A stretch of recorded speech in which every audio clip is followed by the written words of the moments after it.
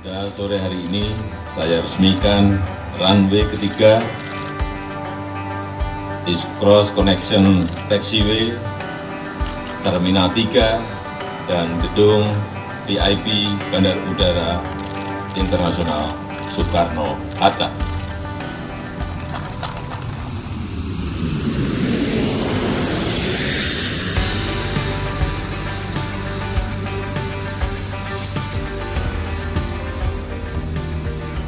Secara filosofis ya, angkutan udara ini mempersatukan Indonesia ya.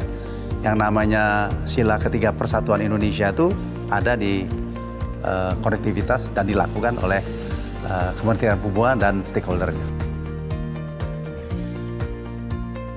Apa yang dibangun di East Cross, Runway 3, dan juga Terminal 3 satu kegiatan yang begitu signifikan dan memberikan suatu peningkatan safety yang luar biasa, memberikan pelayanan yang makin baik, secara ekonomis bisa memberikan efisiensi bagi penerbangan, baik itu yang di bawah maupun yang di atas.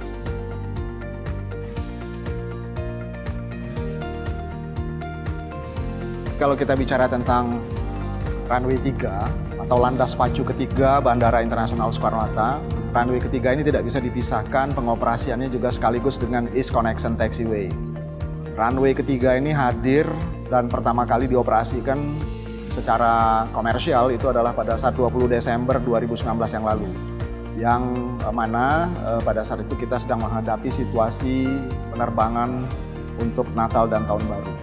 Dan kemudian pada saat waktu yang bersamaan East Connection Taxiway itu juga kita operasikan. Runway ini menurut saya sih udah lama kita butuhkan. Akhirnya bisa diresmikan. Memang kendala adalah di sosialisasi mengenai kebutuhan runway ini selama ini. Tentu kalau kurang disosialisasikan sebelumnya tentu akan terjadi sedikit polemik lah mengenai ini.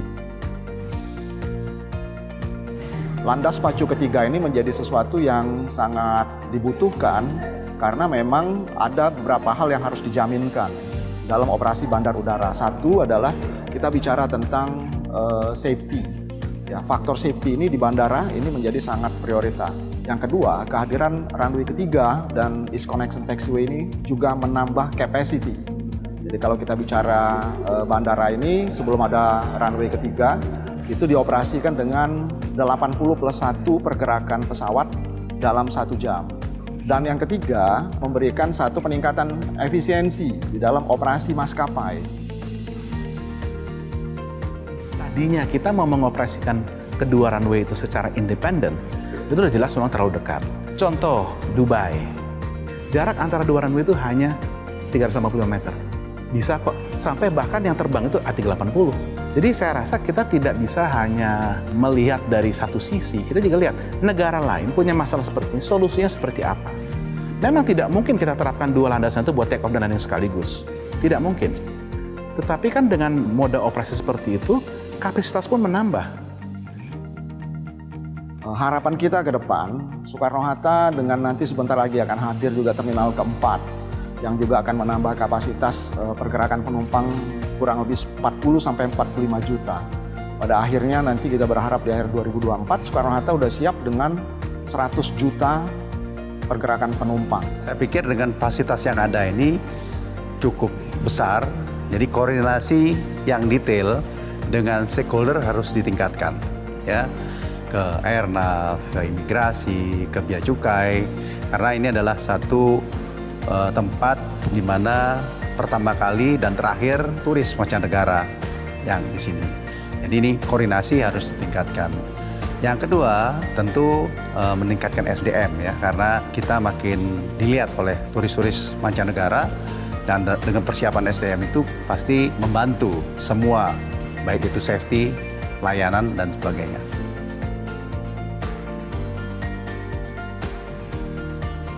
Ini citra bangsa. Ya. Kebanggaan-kebanggaan itu harus kita buat di sini. Suta ini adalah showcase dari Indonesia. Ya, jadi kita harus menampilkan satu pelayanan yang baik dan terbaik.